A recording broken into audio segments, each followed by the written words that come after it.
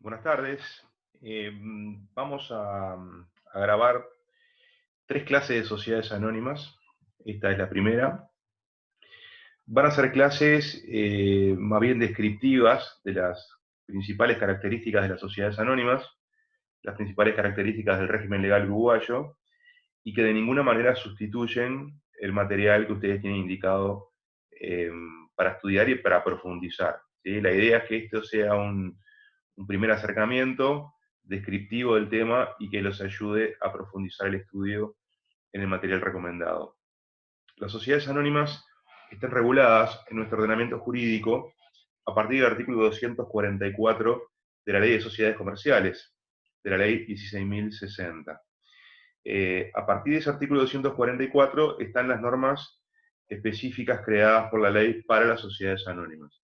Sin perjuicio de eso, recuerden que todo el capítulo primero de la Ley de Sociedades Comerciales contiene disposiciones generales aplicables a los distintos tipos sociales, con lo cual unas cuantas disposiciones establecidas o incorporadas en ese primer capítulo también van a ser aplicables a las sociedades anónimas.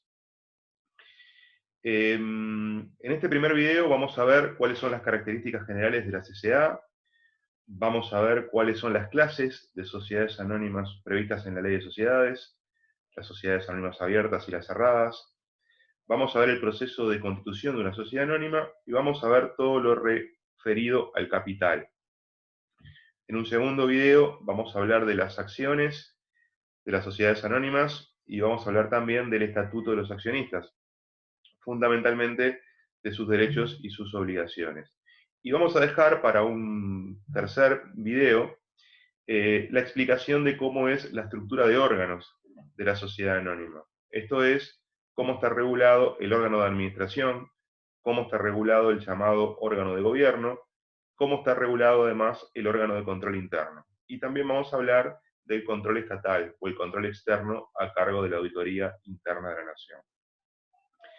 ¿Cuáles son las principales características o las notas principales del tipo de sociedad comercial que se denomina sociedad anónima? Hay muchas, unas cuantas mencionadas a texto expreso por disposiciones concretas de la ley, y otras que, si bien no están mencionadas a texto expreso, surgen de la regulación del tipo. La primera característica que podemos mencionar es que la sociedad anónima es una sociedad de capital.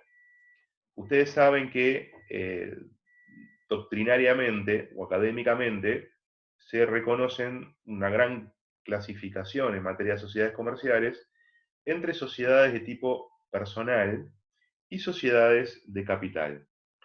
Las sociedades de personal, por ejemplo las sociedades colectivas, son sociedades en las cuales la persona, el socio, el elemento personal, es muy importante. De modo tal que a un socio A no le da igual, no le da lo mismo asociarse con un socio B o un socio C. ¿Por qué? Porque el elemento personal justamente es bien importante. Entonces, cuando uno analiza el régimen jurídico de una sociedad personal, como es el caso de las sociedades colectivas, va a ver que como consecuencia de esta característica, por ejemplo, la ley establece que una gran cantidad de resoluciones deban ser adoptadas por unanimidad, porque importa la persona del socio más allá del peso que el socio tenga en el capital de la sociedad. O, por ejemplo, cuando un socio pretende ceder su parte, ¿sí?, su participación en la sociedad a un tercero, para que ese tercero ingrese, van a tener que estar de acuerdo todos los demás socios. Son solo dos ejemplos, ¿sí?, de cómo podemos ver que una sociedad es de tipo personal. Hay otros tantos. Pero si vamos al régimen de las sociedades anónimas, ¿por qué decimos que es una sociedad de capital o por qué decimos que la sociedad de capital por excelencia? Porque tal y como está regulado el régimen jurídico de las sociedades anónimas, es absolutamente irrelevante la persona del socio. Al punto tal que la sociedad, la adopción de resoluciones por parte de la sociedad anónima eh, va a requerir siempre votos de accionistas que representen una determinada mayoría de capital, ¿sí?, que podrá ser una mayoría especial o podrá ser mayoría de capital presente en una asamblea según el tipo de resolución que se vaya a adoptar. Pero nunca se exige la unanimidad. Y generalmente puede haber alguna mayoría importante, pero no son tan importantes. ¿Por qué? Porque la persona del socio en definitiva no importa. El régimen jurídico regula partiendo de la base de que el elemento fundamental es el capital. Entonces, en una sociedad anónima puede haber 10 accionistas, pero uno de los socios tiene más del 50%, y bueno, esa sola persona tendrá preeminencia para adoptar decisiones sobre las otras 9 personas. ¿Por qué? Porque justamente es el poseedor del capital. Bien, entonces primera característica de la sociedad anónima es la típica sociedad de capital. En segundo lugar, y esta característica sí surge expresamente del artículo 244, la responsabilidad de los accionistas por las obligaciones de la sociedad frente a los acreedores de la sociedad es limitada al aporte. La responsabilidad del accionista es limitada. ¿Qué quiere decir que es limitada?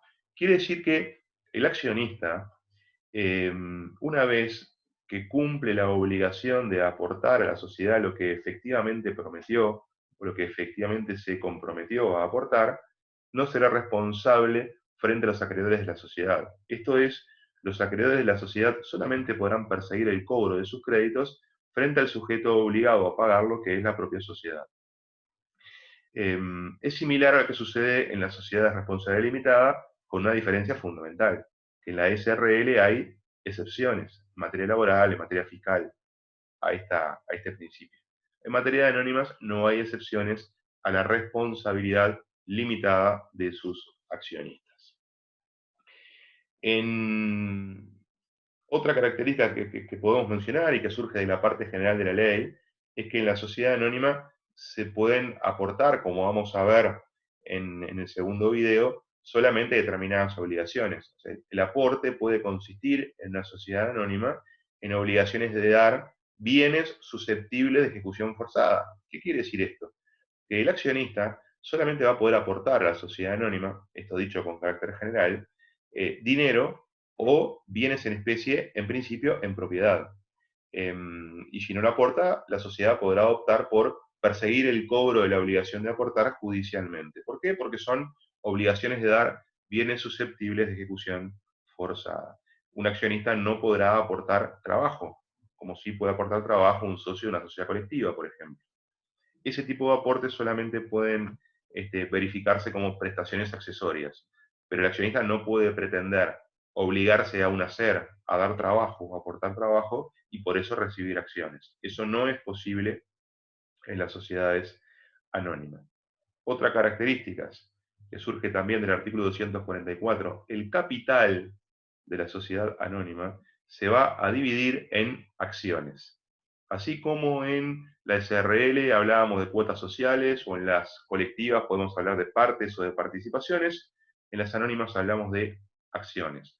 Acciones que van a ser de igual valor nominal, o sea, el capital se va a dividir en determinado número de acciones, todas del mismo valor nominal.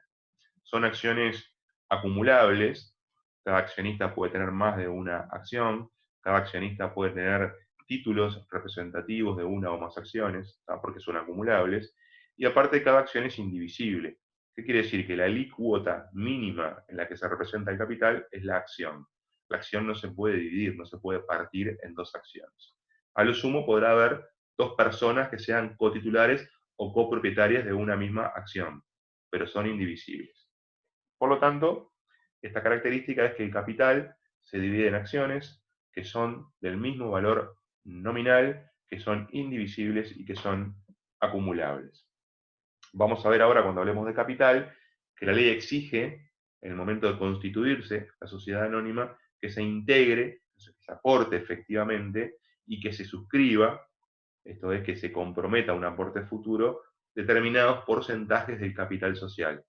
¿Sí? En el contrato social habrá una cláusula que dirá el capital de la sociedad será de 10 millones de pesos. Eso es lo que denominamos capital social o capital contractual o capital estatutario o capital autorizado. Es una expresión que se utiliza en la jerga contable. ¿Ah? Bueno, la ley lo que dice es que ese capital no necesariamente tiene que ser todo aportado, esos 10 millones, pero sí debe aportarse un determinado porcentaje, que es el 25% como mínimo, y aparte debe haber una suscripción de capital entre la diferencia entre lo aportado hasta llegar al 50% del capital social. Vamos a volver sobre esto ahora cuando veamos capital.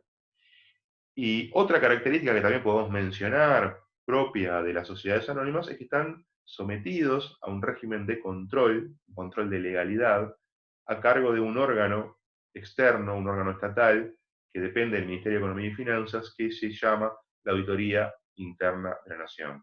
La Auditoría Interna de la Nación controla, entre otros aspectos, la legalidad del estatuto o del contrato social de sociedad anónima, controla que se hayan cumplido con las integraciones y suscripciones mínimas de capital, controla la legalidad de determinadas decisiones que suponen la reforma del estatuto, controla la disolución y controla otros aspectos. O sea que a diferencia de otros tipos sociales, va a haber un órgano estatal encargado de controlar la legalidad de las sociedades anónimas.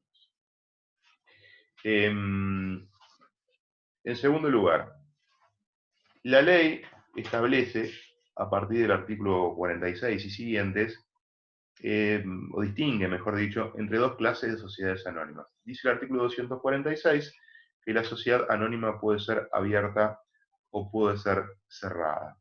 Y en el artículo 247 da un concepto de lo que entiende por sociedad anónima abierta. Si nosotros queremos saber cuándo una sociedad anónima es abierta, tenemos que tener presente el artículo 247. Y las sociedades anónimas abiertas, para decirlo de alguna manera clara, son aquellas sociedades anónimas que recurren al ahorro público. Es decir, recurren al ahorro público, ya sea para integrar su capital inicial, digamos, o para aumentarlo, o recurren al ahorro público, por ejemplo, porque ofrecen las acciones en venta, o recurren al ahorro público porque persiguen la obtención de financiación mediante la emisión de obligaciones negociables. En otras palabras, las sociedades anónimas abiertas son aquellas que eh, procuran obtener ahorro del público en general, dinero del público en general, mediante el ofrecimiento de las acciones en una bolsa de valores o mediante la oferta pública para realizar, eh, para emitir obligaciones negociables o para aumentar el capital. Son todas formas a través de las cuales la sociedad puede recibir dinero o los accionistas pueden vender acciones a través del ahorro público.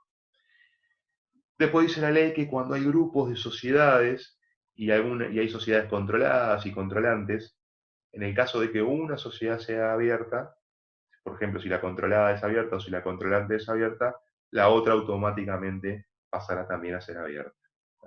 No es porque recurra al ahorro público para constituir su capital o para aumentarlo, o para emitir obligaciones negociables, o para ofrecer acciones en venta, sino que va a ser considerada una sociedad anónima abierta porque su controlante o su controlada también es abierta.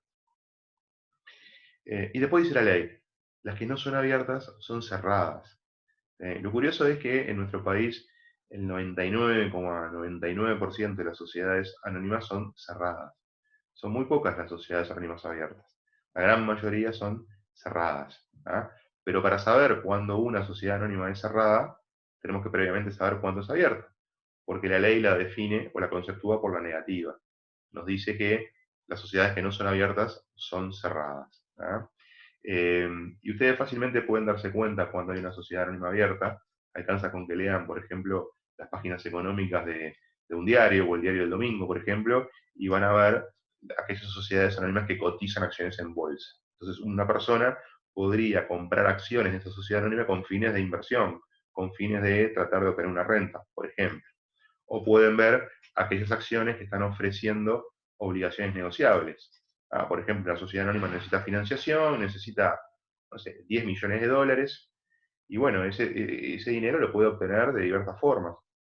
Puede resolver un aumento de capital y pedir a los accionistas que aporten capital, o puede ir a un banco y pedirle al banco que le preste dinero, o puede recurrir con una oferta indeterminada al público, ofrecerle una suerte de empréstito general, empréstito colectivo, y puede ofrecer emitir obligaciones negociables. Entonces, ¿qué va a hacer? ¿Necesita 10 millones de dólares? Bueno, pretende emitir acciones por 10 millones de dólares. ¿Qué quiere decir? Que habrá recibido del público inversor 10 millones de dólares que le presta dinero a la anónima La anónima le entrega un título a cada prestamista, a cada obligacionista, que se llama obligación, en el cual se documenta el derecho de crédito de esa persona que le prestó dinero a la sociedad anónima y se le paga un interés mensual o interés anual. ¿Tá? Se va cobrando el interés y cuando llega la fecha de vencimiento habrá cobrado su capital invertido. Como está en juego el ahorro público, el interés general, en definitiva, hay procedimientos específicos controlados por el Banco Central y procedimientos previstos para darle seguridad a los inversores. Bueno, ahí tienen qué son las obligaciones negociables y ahí tienen cómo entender que una sociedad recurre al ahorro público y por eso es abierta.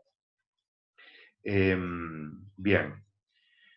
Les decía que son pocas las sociedades anónimas abiertas acá en Uruguay. ¿Y cuál es la trascendencia de que una sociedad sea anónima, sea abierta o sea cerrada? Bueno, a lo largo del análisis de la ley de sociedades comerciales, y en particular de las disposiciones aplicables a las sociedades anónimas, se llega a la conclusión de que cuando estamos ante una sociedad anónima abierta, hay algunas normas en particular que establecen diferencias con las sociedades anónimas cerradas. Por ejemplo, una sociedad anónima cuando es abierta, sí o sí deberá tener un directorio como órgano de administración.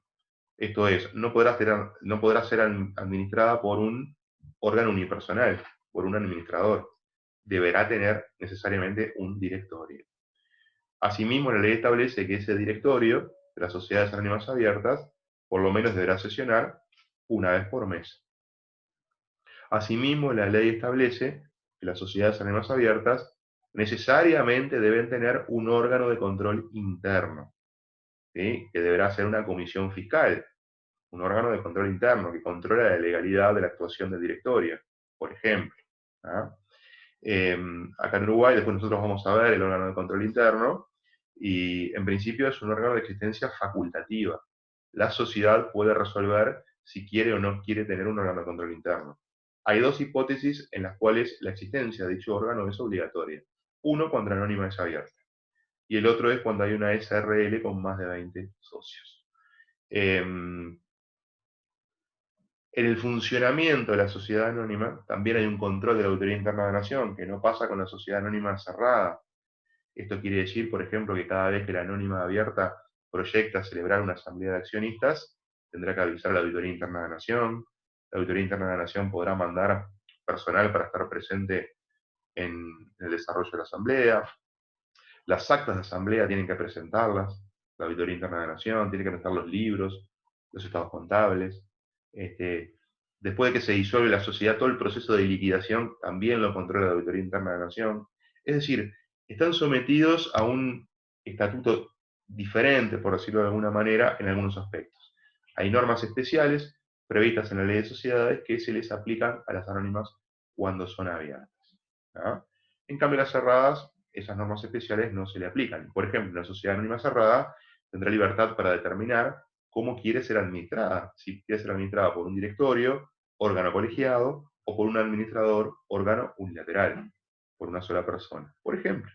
O podrá resolver libremente si quiere nombrar o si quiere tener dentro de su estructura de órganos un órgano de control interno. Si no quiere, no tiene por qué hacerlo. Y el directorio, en caso de que exista un directorio, podrá establecer libremente si va a funcionar una vez por mes o una vez por semestre o una vez por año o cuando quiera, ¿ah? Porque no está sujeto a ese régimen especial. Y la ley establece finalmente que cuando una sociedad, la sociedad cerrada se convierte en sociedad anónima abierta, en forma inmediata, por el solo hecho de emitir obligaciones negociables o de ofrecer públicamente acciones para la adquisición o ofrecer públicamente un aumento de capital, ofrecer públicamente la participación del público en general en aumentos de capital. Así que cuando se recurre al ahorro público, inmediatamente la sociedad pasa de cerrada a abierta. En cambio, cuando una sociedad es abierta, para pasar a ser cerrada, dice la ley, por lo menos tiene que estar durante 5 años funcionar como abierta. Y ese pasaje de abierta a cerrada tiene que ser resuelto, decidido por una asamblea de accionistas, y que la decisión sea adoptada por accionistas que representen por lo menos el 50% de capital. O sea que vimos características generales de las sociedades anónimas, Vimos las dos clases que la ley distingue sociedades anónimas entre abiertas y cerradas, y vamos a ver ahora cuál es el régimen de constitución regular de una sociedad anónima. La ley establece, a partir del artículo 250, dos caminos o dos vías para constituir una sociedad anónima. Una es la denominada constitución por acto único y otra es la denominada constitución por suscripción pública. La constitución por suscripción pública es justamente lo que les decía recién. Es cuando se proyecta constituir el capital originario o se proyecta financiar el capital de una sociedad que se va a crear recurriendo al ahorro público. ¿tá? Supongamos que dos amigos tienen una idea brillante que la quieren llevar adelante a través de una sociedad, hacen todo un plan de negocios y ofrecen públicamente a quien esté interesado en invertir y convertirse en accionista. Bueno, ahí estaríamos ante un proceso de constitución por suscripción pública que es muy complejo y que no lo vamos a ver y que no se lo vamos a preguntar ni en las revisiones ni en los exámenes por una razón muy sencilla. En más de 30 años de vigencia de la ley de sociedades no se constituyó por este camino ni una sola sociedad. Las sociedades se constituyen por el otro camino, que es el llamado acto único. ¿Qué implica el acto único? Implica la celebración de un contrato que tiene que ser por escrito con certificación de firma o una escritura pública, certificación notarial de firma. Ese contrato tiene determinado contenido que ahora vamos a ver. Se presenta ante la Auditoría Interna de la Nación para controlar que simultáneamente a la celebración del contrato se hayan integrado esos mínimos de capital o se haya suscrito esos mínimos de capital requeridos por la ley. O sea que la sociedad, la Auditoría Interna de la Nación controla la legalidad del contrato de la sociedad y que se hayan integrado y suscrito el capital mínimo previsto en la ley. Después que la Auditoría Interna de la Nación aprueba ese estatuto, se inscribe en el registro de comercio y se hacen publicaciones. Y ahí tenemos una sociedad regularmente constituida. Una sociedad regularmente constituida que como consecuencia se va a regular por las normas del tipo social, sociedad anónima. ¿Cuál es el contenido de ese contrato social? Bueno, ustedes recuerdan artículo 6 y siguientes de la ley de sociedades, que ahí se dispone con carácter general para todos los tipos de sociedades comerciales cuál es el contenido mínimo que tiene que tener un contrato de sociedad. La denominación, incluyendo el tipo social, por ejemplo, Primavera Sociedad Anónima, el, el domicilio, o sea, la localidad o la ciudad en la cual va a funcionar la sede social, el objeto social, la actividad para la cual se constituye, digamos, el plazo de la sociedad, el capital, todo ese tipo de cosas, el que establece el numeral 6 y siguientes, es el contenido mínimo de cualquier tipo de sociedad comercial. Y eso se mantiene, con la particularidad de que el artículo 251 adiciona algunas menciones o agrega algunos aspectos que tenemos que tener en cuenta. Por ejemplo, en el contrato social tiene que establecerse la naturaleza o la clase de acciones previstas en el contrato, el valor o el monto de cada acción, ¿sí? Las condiciones de creación y las características. Entonces, por ejemplo, si ustedes leen una cláusula de un estatuto sobre capital, que va a decir, el capital de la sociedad será 1.000.000 de pesos. Se representará en acciones al portador, o en acciones nominativas, o en acciones escriturales. Después vamos a ver qué son. ¿tá? En acciones ordinarias, o eventualmente habrá acciones preferidas, después vamos a ver qué es. Las acciones tendrán un valor nominal de 10 pesos cada una. O sea, eso es establecer el monto, establecer la naturaleza, la clase de acción. Porque eso tiene que estar en el contrato. En relación al plazo, ustedes recuerdan que la ley en la parte general establece que el plazo de las sociedades comerciales no podrá superar los 30 años sin perjuicio de que podrá haber cláusulas de prórroga automática. En materia de sociedades anónimas, el plazo puede superar 30 años, y es habitual encontrarse en la práctica con estatutos donde diga que el plazo superará, o el plazo es de, por ejemplo, 100 años. Eso es habitual. En una anónima se puede hacer, en una SRL no. ¿tá? Y por otro lado, el contrato o el estatuto de una sociedad anónima tiene que establecer el régimen de administración. Y el régimen de asambleas. Es decir, todo el funcionamiento de los órganos sociales, incluso si hay un órgano de control interno, eso el estatuto tiene que regularlo.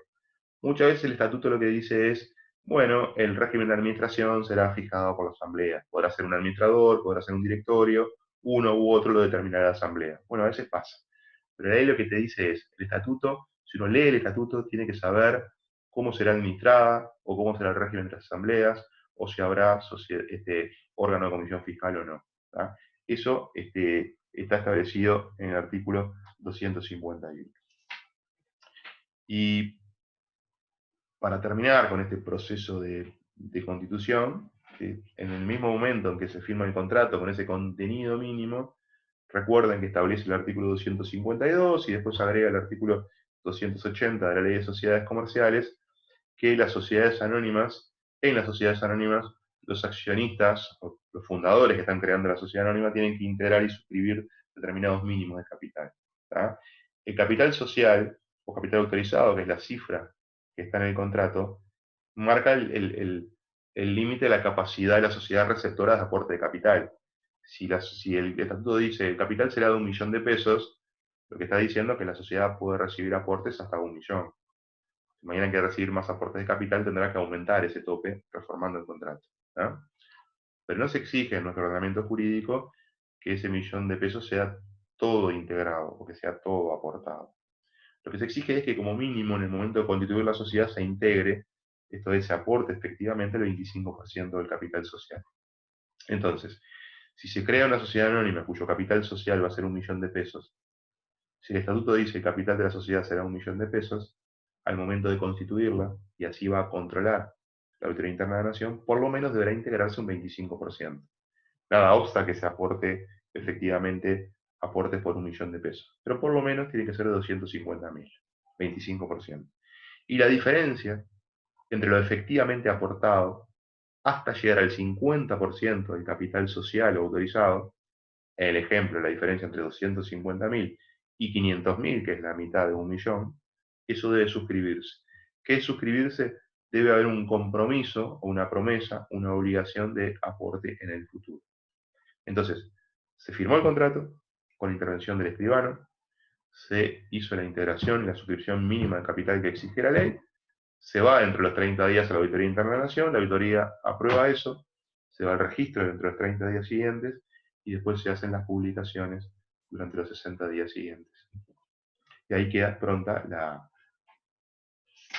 la sociedad queda regularmente constituida. Dicho esto, vamos a hablar ahora del capital. En el artículo 279, a partir del 279 y hasta el artículo 295 hay disposiciones sobre aspectos patrimoniales, básicamente disposiciones relativas al aumento y reducción del capital de las sociedades anónimas. ¿Qué es lo primero que tenemos que saber? Algo que yo les acabo de referir. Lo primero que tenemos que tener claro, que en materia de sociedades anónimas, se pueden distinguir tres acepciones o tres significados de capital. O el capital se puede analizar desde tres ángulos, desde tres puntos de vista diferentes. La ley distingue entre el capital contractual o estatutario, del capital integrado y del capital suscrito. El capital estatutario o el capital contractual o autorizado, y que generalmente se le hace referencia también como capital social. La expresión capital social generalmente está referida a este tipo de capital, a esta excepción. Hay algunas excepciones. El decreto 335 del año 90 indica cuándo la palabrita capital social debe interpretarse como capital integrado. En principio, capital contractual es de capital social. Pero, más allá de eso, el capital contractual, estatutario o autorizado, o al que comúnmente denominamos capital social, ¿qué es? Es la capacidad que tiene la sociedad, el límite máximo que tiene la sociedad para recibir aportes de capital. Es una cifra que está establecida en una cláusula del estatuto, ¿tá? Y que marca esa capacidad receptora de aportes. Como les dije recién, el capital de la sociedad será 1.000.000 de pesos, dice el estatuto. Ese es el capital contractual. El capital integrado es el capital efectivamente aportado por los socios.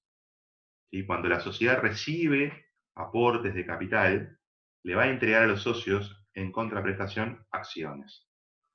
Por eso el capital integrado es el capital que está representado en acciones.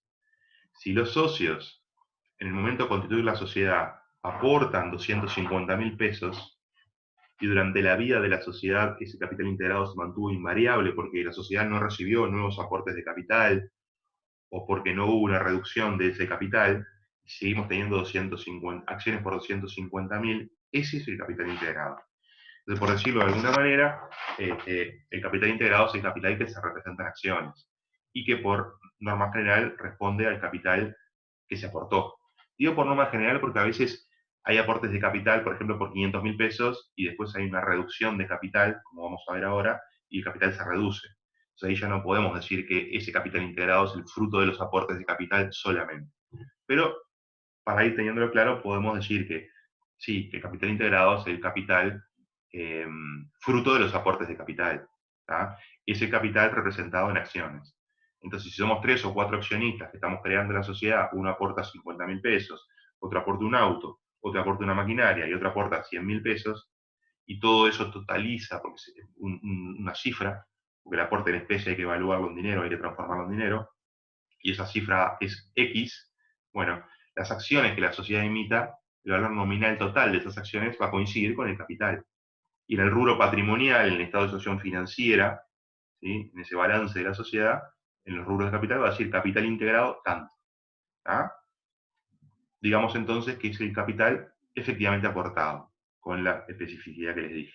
Y es el capital que se representa en acciones. Y después hay otra acepción de capital que es el capital suscrito. ¿El capital suscrito cuál es? Es el compromiso, la promesa de aportar en el futuro. Entonces, cuando hay un accionista, por ejemplo, que suscribe capital, ¿qué queremos decir? Que hay un compromiso de aportar en el futuro. La sociedad tiene un crédito, ¿ah? Pero todavía no lo hizo efectivo. Por eso no lo vamos a poner como capital integrado, por eso no hay acciones emitidas, sino que hay capital suscrito. Ahí tenemos en principio para arrancar las 3 acepciones del capital en materia anónima. Capital contractual, capital integrado y capital suscrito. Y tengan presente que el artículo 252 y 280 de la ley dispone al momento de constituirse la sociedad que debe cumplirse con mínimos de integración y suscripción, como ya vimos. Segundo tema. El capital puede aumentar o puede disminuir. ¿tá? Y puede aumentar y puede disminuir tanto el capital contractual, esa cifra que está en el contrato puede modificarse para elevarse, para reducirse, y como lo que estamos haciendo es modificando una cláusula del contrato, habrá que hacer un procedimiento de reforma del estatuto o del contrato social, de modificación. ¿tá? Y por otro lado, el capital integrado también puede aumentarse. Ahora vamos a ver, puede aumentarse porque hay nuevos aportes que ingresan a la sociedad de los accionistas y se aumenta el capital, hay un aumento del patrimonio que recibe activos, ¿tá? O también puede aumentarse porque determinados rubros del patrimonio se capitalizan, por ejemplo, porque las reservas o resultados acumulados pasan a capital y se emiten acciones, aumenta el capital, pero no hay un ingreso de nuevos activos.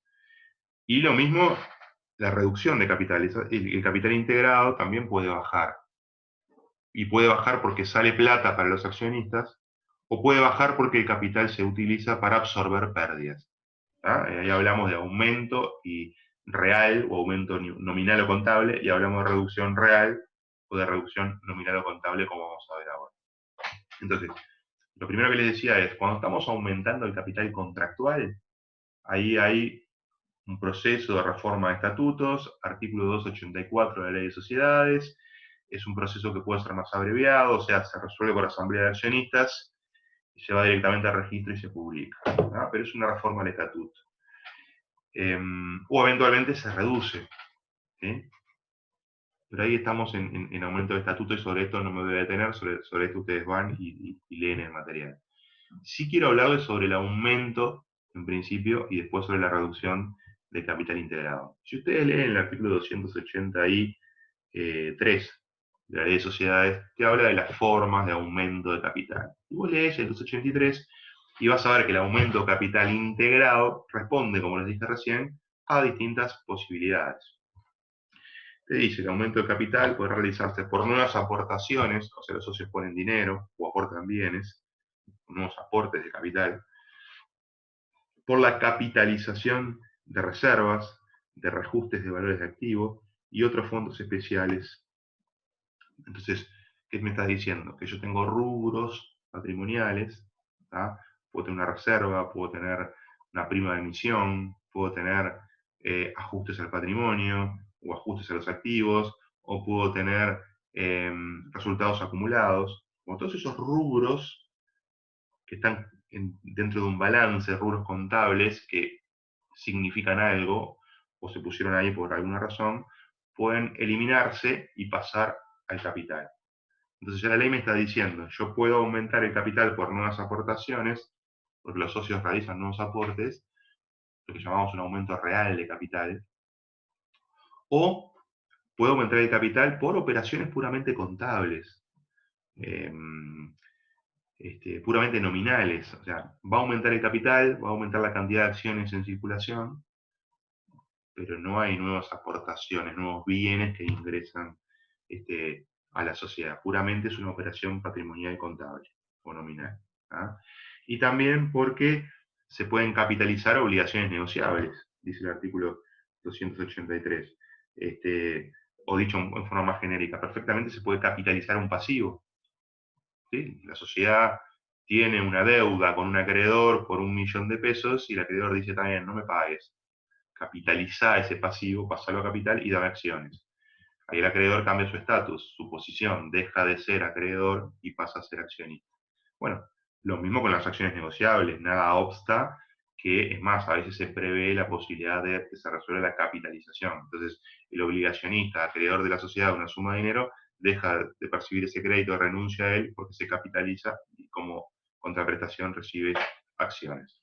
Entonces, recapitulando, la ley reconoce distintas formas de aumentar el capital integrado. Y esas formas pueden, si las queremos categorizar o clasificar, responden básicamente a dos categorías. El aumento de capital puede ser un aumento real o puede ser un aumento nominal. ¿Ah? El aumento real implica que la sociedad patrimonialmente está más fuerte, porque tiene más plata en el banco como consecuencia de los aportes, o porque tiene más bienes en especie como consecuencia de los aportes. Crecen los activos, por lo tanto el patrimonio es más fuerte de la sociedad.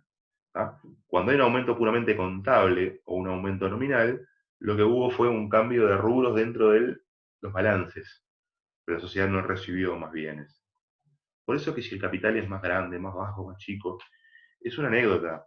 Si una sociedad va a pedir a un banco financiación y muestra los estados contables, no le van a dar más o menos dinero en función de la cifra de capital. Le van a dar más o menos dinero y le van a pedir más o menos garantía en función de otros aspectos, en función del plan de negocios, de la posibilidad de repago, de las garantías, pero no del capital. Por eso los estados contables sí son importantes para analizar, para conocer la situación, pero nada más. ¿Ah? Entonces el aumento de capital puede ser real, capital integrado, real o nominal. La ley establece, vamos a ver, una hipótesis de aumento nominal de capital que es obligatoria, que está en el artículo 287. Había otra posibilidad de aumento nominal de capital, que era el 289, que está derogado. Que cuando había determinadas reservas que la ley consideraba en exceso, decía hay que capitalizarlas. Bueno, eso se eliminó. ¿Ah? Hay una sola hipótesis legal en el 287 que establece el aumento nominal de capital. Y es una hipótesis que se establece como un paso previo al aumento real de capital. Y ahora se los voy a explicar. ¿Ah? Para explicárselos, me gustaría explicarles el procedimiento de aumento real de capital. En otras palabras, cuando una sociedad advierte que necesita fondos y esos fondos los va a recibir a través de un aumento de capital, lo va a recibir de sus accionistas, hay que cumplir o hay que transitar determinado proceso con determinadas etapas. ¿Por qué? Me podrán preguntar ustedes. Y bueno, porque se imaginarán fácilmente que el aumento de capital podría eventualmente ser utilizado para perjudicar a acreedores minoritarios. Eh, este, porque como consecuencia del aumento de capital, ¿qué pasa? Si no participan todos los accionistas en el porcentaje a prorrata de sus respectivas participaciones, al final del día el porcentaje de participaciones va a variar. Si una persona tenía el 30% y no aporta capital, al final del día capaz que tiene un 1% de la sociedad. Y el que tenía de repente un 40%, capaz que termina teniendo un 90%. Entonces acá están en juego los derechos de los accionistas, la preservación del valor de la parte del accionista de sus acciones.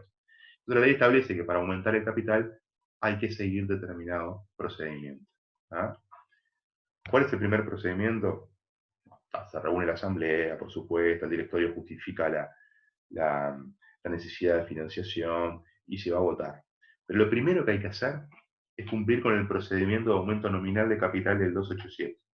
¿Qué es lo que dice el 287? El 287 dice, antes de aceptar nuevos aportes de capital, la sociedad tiene que hacer un balance especial. El decreto 335 permite que el balance especial, usted sabe que el balance especial es un balance, a diferencia del balance general, que es el balance de la fecha de cierre, el balance especial es un balance que se hace en el curso del ejercicio, que tiene las mismas formalidades, hay que hacerlo de la misma manera, pero se hace otra fecha. La ley admite que el balance especial del que estamos hablando sea realizado hasta 90 días antes de la fecha de la asamblea. ¿Por qué? Porque hay que ver la foto de la situación patrimonial al momento de resolver un aumento de capital por nuevos aportes. Hay que ver esa foto. Porque dice la ley, el crecimiento patrimonial debe capitalizarse. ¿Qué quiere decir esto? Si del estado de situación financiera o estado de situación patrimonial surge que el capital es 100, pero el patrimonio es 200, porque hay reservas, hay ajustes, hay resultados acumulados, en total por 100, capital 100, y todos estos ajustes y todos estos rubros 100, patrimonio neto 200, la ley dice, ese aumento patrimonial hay que capitalizarlo. Esto es un aumento nominal de capital. Paso los ajustes, paso las reservas, paso los resultados, todo a capital. Y las acciones resultantes de ese aumento de capital nominal que se emiten, que se llaman acciones liberadas, la sociedad cuando hay un aumento nominal de capital reparte o emite, distribuye acciones liberadas, se les reparte a cada uno de los accionistas. Si yo tenía el 20%, recibo el 20% de eso. El que tenía el 50% recibe el 50%, el que tenía el 30% recibe el 30%. Entonces ahí la ley, ¿qué es lo que busca? Igualar el valor nominal de la acción, porque el capital pasa a ser 200, con el valor patrimonial, porque el patrimonio pasa a ser 200. ¿Ah? Se emiten, se debe cumplir ese aumento nominal o contable obligatorio. La única forma que después, esto es un tema de la práctica, que ahí después la ley, la auditoría interna flexibiliza un poco en determinados aumentos, por ejemplo, cuando son dos accionistas y los dos aportan de acuerdo a sus participaciones, los pueden exonerar de capitalizar la reserva, por ejemplo, la reserva legal. Pero son excepciones que ahora no vienen al caso para los efectos de este curso. O sea que paso 1, antes de recibir aumentos de capital, tenemos que cumplir con el 287. Hay que hacer un balance especial, hay que capitalizar el aumento patrimonial resultante y hay que emitir las acciones liberadas. Y ahí igualamos valor nominal con valor patrimonial de la sociedad y de las acciones. Tema 1. Tema 2, que se los comento también.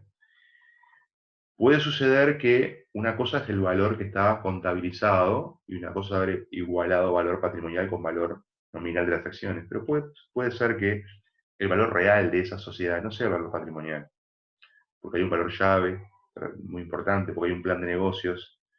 Entonces, si yo voy a vender la totalidad de las acciones de esa sociedad y el patrimonio es 1.000.000 de pesos y el capital es 1.000.000 de pesos, no voy a pedir 1.000.000 de pesos, capaz que pido 2, porque la sociedad vale más cara. Entonces, cuando hay una diferencia entre el valor patrimonial, el valor de balance, con el valor real de la sociedad, ¿sí? Antes, o mejor dicho, cuando resolvamos el aumento de capital, tenemos que fijar una prima de emisión. La prima de emisión que es un valor adicional, es un plus, que se paga por encima del valor nominal. Entonces, por ejemplo, si se va a resolver un aumento de capital por 1.000.000 de pesos y los que aportan capital aportan 1.000.000 de pesos, por cada peso que aportan va a tener que aportar una prima, que será de 5 centésimos, de 50, de 1 peso, según la situación concreta. O sea que eventualmente, cuando se resuelve un aumento de capital por nuevos aportes, debe resolverse fijar una prima de emisión. ¿Ah? Y después de resuelta la decisión, de tomada la decisión de aumento de capital, la sociedad tiene que convocar a los accionistas, porque capaz que muchos de ellos no estaban presentes en la asamblea que resolvió el aumento de capital. Tiene que convocarlos ¿para qué? Para que ejerzan el derecho de preferencia. Tiene que hacer publicaciones y decirles, señores accionistas de tal sociedad, la sociedad resolvió un aumento de capital por la suma de tanto. Se les convoca a ejercer el derecho de preferencia. Entonces la ley le da la posibilidad a todos los accionistas de aportar capital. Y ahí el accionista puede resolver si aporta capital o no, si hace ese esfuerzo o no. Pero si no lo hace, sabe que su participación, que hoy es el 10, va a pasar a ser el 1. Y sabe que si quiere mantener el 10 tendrá que aportar capital. ¿Ah? Pero se le convoca a ejercer el derecho de preferencia. ¿Ah? Hace publicaciones. Incluso después, si no se ejerce el derecho de preferencia, si alguno no ejerce el derecho de preferencia, por ejemplo, yo tengo el 10 y no me interesa aportar capital, otro que a su vez tenga el 10 puede decir, yo ejerzo el derecho de crecer. Lo que Gabriel no aportó, lo que él tenía derecho a aportar, yo quiero aportarlo. Entonces ahí pueden haber variaciones para arriba y para abajo en las participaciones, pero son variaciones legítimas, porque a todos los accionistas se les dio la posibilidad de participar en el aumento de capital. Y además, antes se cumplió con el 287 y se distribuyó en acciones liberadas, y además se fijó una prima de emisión. ¿Ah? Entonces la ley establece todo este procedimiento bien complejo, que arranca con el aumento contable preceptivo, eventualmente con la fijación de primas de emisión, con la convocatoria a ejercer el derecho de preferencia, y recién después se hacen los aportes de capital y la sociedad recibe los fondos. ¿Ah? Eso es el aumento real. ¿Por qué es complejo el procedimiento? Bueno, porque acá está involucrado el derecho a la participación y a defender el valor de las acciones de cada accionista. Por eso está todo este procedimiento. Entonces ahí distinguimos aumento nominal de capital y aumento real de capital y el procedimiento. Y cuando hay una reducción de capital, también la reducción puede ser puramente contable o también puede ser real. ¿Qué quiere decir? Puede en un caso no tocarse, no variar el patrimonio, en otro caso sí puede variarse el patrimonio y la ley y la sociedad estar con menos activos porque sale dinero de la sociedad en un caso, en otro no. En cuanto a la reducción contable, ustedes pueden leer el artículo 291, 292, 290, 291, 292. ¿Qué pasa cuando, por ejemplo, cerramos el balance y tenemos que el capital es 1.000.000 de pesos y tenemos que hay resultados acumulados o hay pérdidas de ejercicio por 800.000? Capital 1.000.000, pérdidas 800.000. Pasamos raya, patrimonio neto 200.000. Nosotros podemos. En este caso debemos, porque la reducción nominal de capital puede ser voluntaria o puede ser obligatoria. Ahora vamos a ver. Pero perfectamente yo puedo eliminar esas pérdidas. Puedo sacar ese rubro que me dice que vengo arrastrando pérdidas por 800.000, bajando capital. El 1.000.000 de pesos que tengo, mando 800 para matar esas pérdidas y dejo capital 200. Pérdidas 0, por resultados 0. Patrimonio 200, el patrimonio va a quedar igual. O sea que la reducción contable o la reducción nominal de capital implica la disminución del capital integrado a los efectos de absorber pérdidas. Es eso. La ley lo que pasa es que establece en el artículo 293 una hipótesis de reducción nominal obligatoria. Te dice, cuando hay pérdidas en la sociedad que te insumen las reservas y el 50% del capital, te dice, del capital integrado, tenés que reducir capital.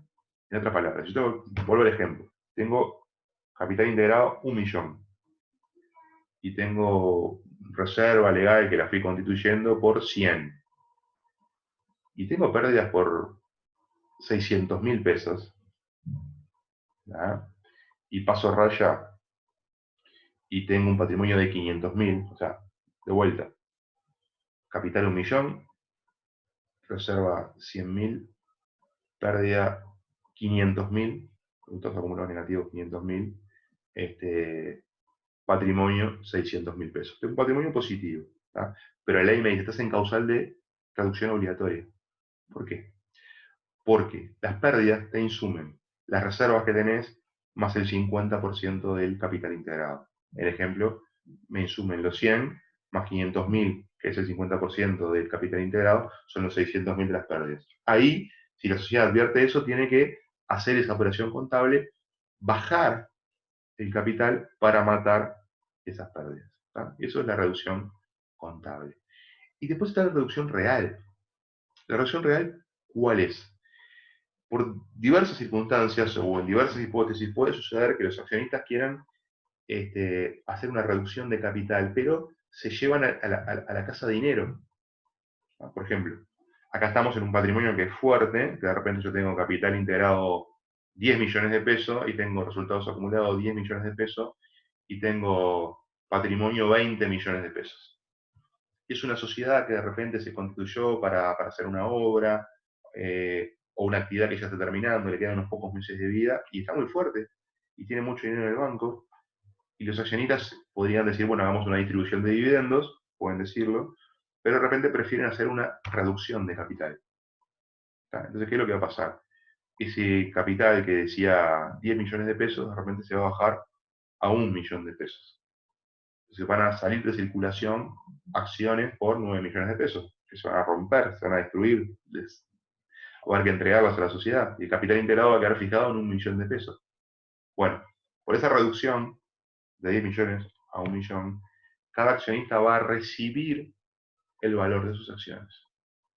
Eso es una reducción real. Pero en este caso, de alguna manera, hay que proteger a los acreedores de la sociedad, porque si yo soy accionista de esa sociedad y va a haber una reducción de capital y me va a llevar plata, estoy loco en la vida. Pero los acreedores de esa sociedad les puede preocupar la situación, porque en definitiva se está afectando la garantía que tiene el acreedor, que es justamente los activos que le pertenecen a la persona que es deudora. Entonces la ley, artículo 290 y 294, establece un procedimiento para proteger a los acreedores de la sociedad, que básicamente dice, pues ustedes lo leen y lo estudian, pero básicamente dice que en forma previa a una reducción real de capital, un rescate de capital, ¿tá? Hay que convocar mediante publicaciones a los acreedores y hay que esperar un periodo de tiempo, porque si se presenta algún acreedor, antes de reducir el capital, hay que pagarle a ese acreedor o hay que garantizarle el crédito a su acreedor. Entonces, cuando salvaguardamos los derechos de los acreedores, entonces podemos hacer la reducción real de capital integrado. Bien, esto eh, es bastante descriptivo, bastante esquemático, esto es bastante más complejo. La idea no es complejizarlo para la revisión ni para el examen, pero sí que profundicen estos temas que acabamos de ver con el material de estudio eh, y con la ley, que es lo que ustedes tienen. Y después vamos a seguir con otros videitos.